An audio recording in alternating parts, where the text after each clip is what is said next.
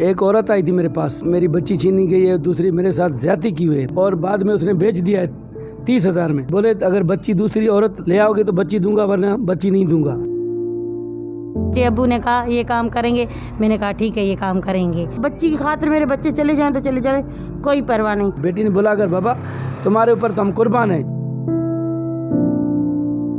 उसके घर में कुछ नहीं था, गंदा सा कपड़े पड़े थे, कपड़ा जो उठाया तो वो बच्ची पड़ी थी। दुख हो रहा है उस बच्ची को याद करके। उर्दू पॉइंट की वीडियोस देखने के लिए हमारा चैनल सब्सक्राइब कीजिए और बेल के आइकन पर क्लिक कीजिए ताकि आप हमारी तमाम आने वाली वीडियो से बाखबर रह सकें। अस्सलामुअलैकुम नाज़रीन, उर्दू पॉइंट में खुशामदीद। मैं हूं आपका मेज़बान असद महमूद। नाज़रीन, मैं इस वक्त मौजूद हूं कश्मीर में, और कश्मीर में मैं आपकी मुलाकात उस शख्सियत से करवाना चाह रहा हूं, इस धरती के उस बहादुर बेटे से करवाना चाह रहा हूं कि जिन्होंने एक माँ को इंसाफ दिलवाया, जिन्होंने एक माँ को अपनी बिछड़ी हुई बेटी से मिलवाने के लिए, उसके साथ रेप करने वाले मुलज़िमों को गिरफ़्तार करने के लिए जो है अपनी बेटी को चारा बना के जो है पेश किया और उन तक रसाई हासिल की और उनको जो है गिरफ़्तार किया। तो मेरे साथ इस वक्त मौजूद हैं वो इस धरती के वो बहादुर बेटे ASI मोहम्मद बख्श साहब। हम इनसे जानेंगे और इनकी ज़बानी तमाम कहानी सुनेंगे। जी अस्सलाम वालेकुम सर। वालेकुम सलाम सर। भाई साहब, मैं 30 तारीख को थाने पे था, तो 30 और 31 में मेरी दोनों दिन की ड्यूटी थी, डे अफसर था। तो एक औरत आई थी मेरे पास जिसका नाम था तबस्सुम। वो औरत आई थी, उसने बोला कि मेरे साथ बहुत जुल्म हुआ है। मैंने बोला क्या हुआ है भाई?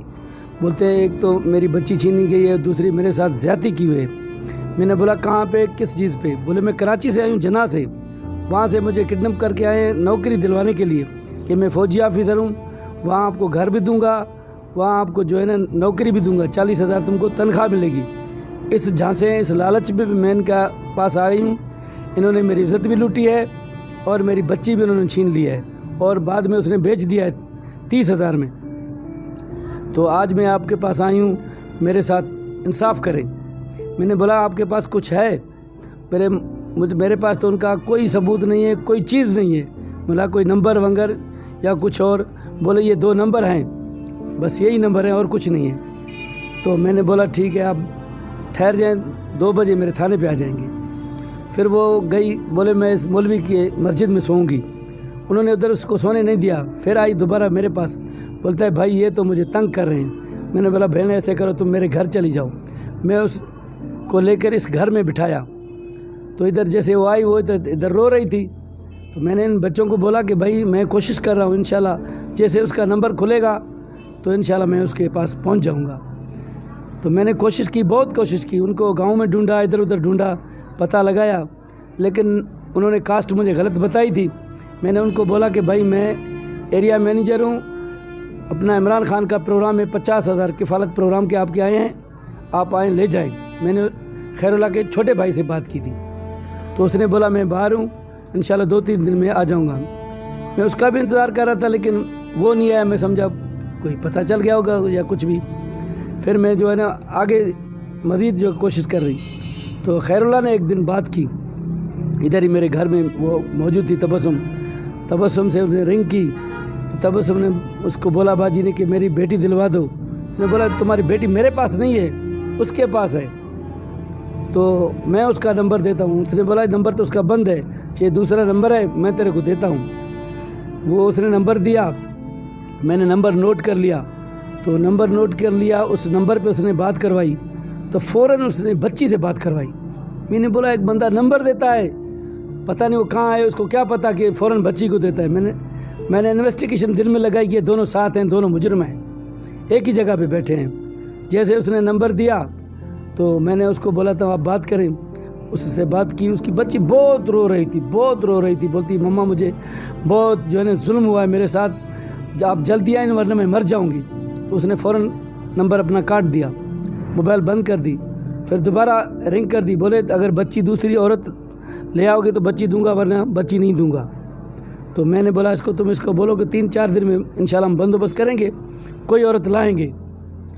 तो बंद कर दिया उसने नंबर। फिर परसों से मैंने उसको अपनी बीवी को बोला कि जब भी ये रिंग करे, औरत मांग रहा है तुम इससे बात करो। वो मेरी औरत बीवी ने बोला क्या कह रहे हो तुम? मैंने बोला मैं तेरे को बोल रहा हूँ ना, कुछ भी नहीं है। तुम्हारा वारस मैं हूँ, मैं जो भी बोलूँगा, अगर वो बेटी भी मांगे तो उससे भी बात करवा लो, कोई बात नहीं, कुछ नहीं होगा, क्या करेगा, यहाँ तुम्हारा बिगाड़ेगा तो कुछ नहीं ना, और कोई बात नहीं है। फिर इसी वजह से मैंने अपने बच्चों को बोला। 2 दिन उसने मेरी बीवी से बात की, तीसरे दिन मेरी बेटी से बात की। जब उसने मेरी बेटी से बात की तो वो फिसल गया, बोले कब आ रहे हो, किस टाइम आ रहे हो, आपका बहुत आवाज़ अच्छा है, जानू आप आ जाएं, या पर्सनल अपना नंबर दे दें। मेरी बेटी ने बोला मेरा नंबर पास मेरे नहीं, मैं तो गरीब हूँ, आपकी तारीफ़ सुनिए, मैं आपके पास नौकरी करना चाहती हूँ, तो कब आएंगे। मेरी बेटी ने बोला मैं अभी आ रही हूँ बाजी के साथ। तो ये 9 तारीख थी, 9 तारीख से कराची में 9 तारीख से बैठेगा, यहाँ 10 तारीख को पहुँचेगा। तो 10 तारीख सुबह उसने फ़ोन किया कि कहाँ पे पहुँचा।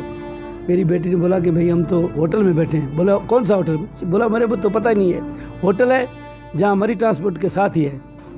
फिर इसने बोला कि सिटी पार्क में आ जाओ। मैं उधर होटल में बेटी को बुलाया, फिर मैंने उनको बोला कि तुम सिटी पार्क चले जाओ, रक्शे में बिठा दिया। बहरे को बोला, वो मेरी बच्ची को लेके गया रक्शे वाला, वो औरत भी साथ थी, तबस्सुम।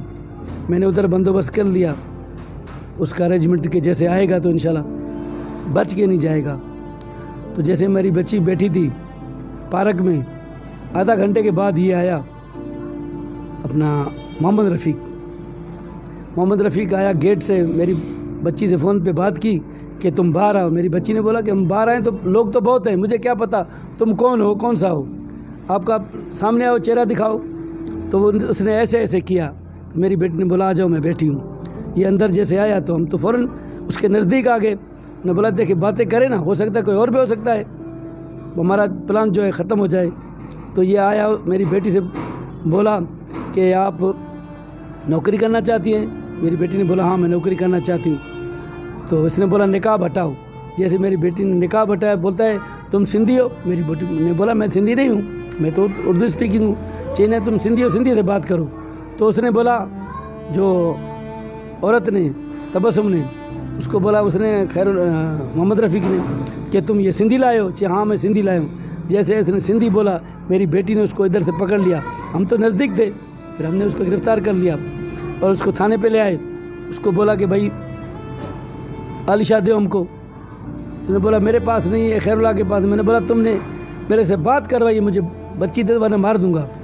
फिर मेरा दोस्त था एस आए, वो भी मेरे साथ था, अपना मलिक था वो। उसने बोला तुम उसको छोड़ो, मैं इसको जो है ना झांसा देता हूँ। उसने उसको बोला कि भाई आप बच्ची दे दें, मैं आपको इनसे जान छुड़ाता हूँ, तुमको बांधेगे नहीं, अभी अभी आप चले जाएं। तो उसने बोला बच्ची मेरे घर में है। तो मैंने उसको हथकड़ी लगा कर उसको लाकर में बंद किया और फ़ौरन उसके घर चला गया। उसको जानते थे मेरे पुलिस वाले सारे, जब पकड़ा गया तो उसको जानते थे। तो मलिक कौम का था, मोहम्मद रफ़ीक उसका नाम था, खावंद बश कोसों के गोट में वो रहने वाला था। मैं उधर चला गया, उधर उसके घर में कुछ नहीं था, खाली घर था। इस औरत ने को भी मैं लेके गया था तबस्सुम को। तबस्सुम ने बोला इस कमरे में मेरे को बंद करता है, इस कमरे में मेरी बच्ची को बंद करता है, इधर मेरे से ज़्यादती की है, इस कमरे में मेरी बच्ची को बंद करता है। तो हमने कमरे ढूंढे, कोई बच्चा भी नज़र नहीं आया मुझे। एक कोने में गंदा सा कपड़े पड़े थे, उस कपड़ा हिल जो रहा तो मैंने देखा इसमें क्या है, हिल रहा है। कपड़ा जो उठाया तो वो बच्ची पड़ी थी। तौबा अस्तगफिरुल्लाह, हम तो देख नहीं सकते अभी क्या लफ्ज़ कहें कि उस बच्ची के साथ इतना इन्होंने गंदगी की है। खुदा उनको जो है ना गर्क करे। और यही बात है, मैं जज्बा उस दिन इसलिए आया कि वो रो रहा था और औरत मांगता था। मैंने बोला औरत मांगता है तो आसानी आ जाएगा ना। मेरे हिसाब से पहला केस है, मैं खुद तो करता रहता हूँ, लेकिन बच्ची के साथ मेरी अपनी बेटी को इस्तेमाल जो किया है वो ज़िंदगी में फ़र्स्ट चांस है। 31 साल में से मेरा फ़र्स्ट चांस है। सबसे पहले मैं तो पूरी सिंध पुलिस या पंजाब पुलिस को यही कह दूँगा, तो सबसे पहले गरीब का एहसास करें, उनका बहुत ख्याल करें, इतना ख्याल करें कि अपने बच्चों से भी ज़्यादा ख्याल करें, क्योंकि हम उनकी तनख्वाह उठाते हैं। दुख हो रहा है उस बच्ची को याद करके।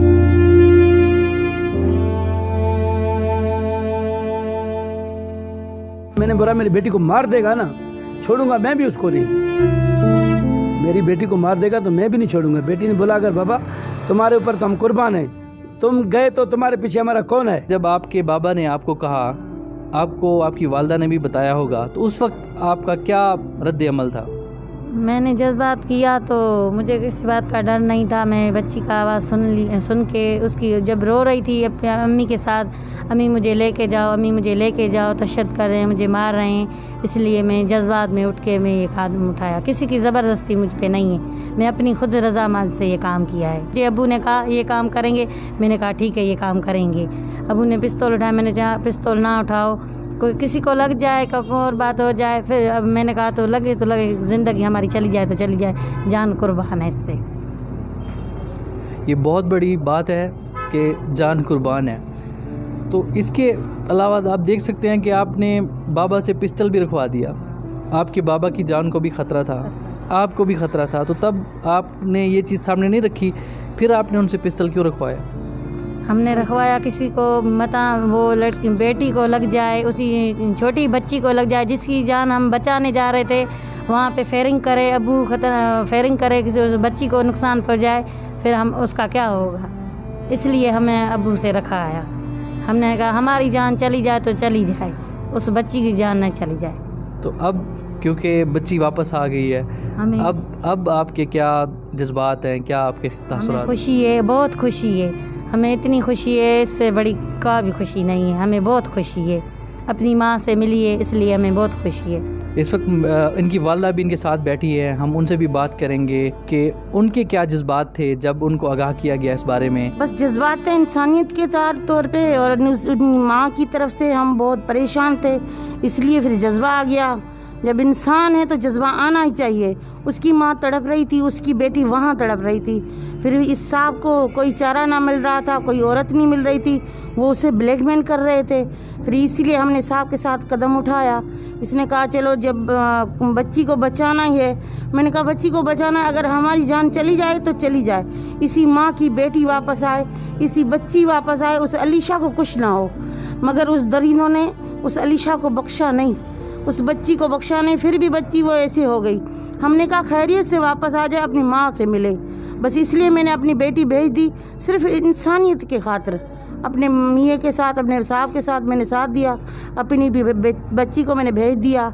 मेरा मियाँ गया, मेरा बेटा गया, इकलौता मेरा बेटा है, इकलौती मेरी बेटी है, मैंने दोनों भेज दिए। मैंने कहा बच्ची की खातिर मेरे बच्चे चले जाएं तो चले जाएं, कोई परवाह नहीं। ख़तरा था, मैं बिल्कुल महसूस कर रही थी, समझ रही थी कि आजकल दुनियादारी में सब कुछ चल रहा है, मेरी बेटी की जान भी जा सकती थी, मगर फिर भी मैंने अपने जोखे जान में जान डाली, मेरी बेटी की जान डाली। मैंने कहा चाहे जान मेरी बेटी की चली जाए तो चली जाए, अपने बाबा के साथ चली जाए। फिर अलीशा को ये पिस्टल उठा रहा था, तो इसके बेटी ने मना किया इसकी ने कि पापा वहाँ ना लेके जाओ पिस्टल, चाहे शायद अलीशा को कुछ हो या उस बच्ची को पीछे से कुछ कर दें। फिर इसने नहीं उठाने दिया अपने बाबा को पिस्टल, और कुछ करने नहीं, हथियार भी नहीं लेकर गए, खाली गए थे सारे लोग। फिर इसलिए मेरी बेटी वहाँ गई, उन लोगों ने बुलाया फ़ोन पे, वहाँ मेरी बेटी गई, इसका निकाब उठाया, उतार रहा था, फिर मेरी बेटी ने उसको उतारने नहीं दिया, पहले दिखाया थोड़ा सा ऐसे मुंह, फिर वो लोग इनसे ब्लैकमेल कर रहे थे ना, लड़की ले आओ, इसलिए ये उसने उसकी अलीशा की माँ से पूछा लड़की लाई हो कि हाँ मैं लाई हूँ, ये देखो कि बहुत अच्छी है, निकाब नीचे करो मैं देखूँ, नौकरी करना चाहती हो? इसने कहा हाँ। तो इसने कहा और नीचे करो, तो उसी ने हाथ डाला, इसने उसके गिरेबान से पकड़ लिया।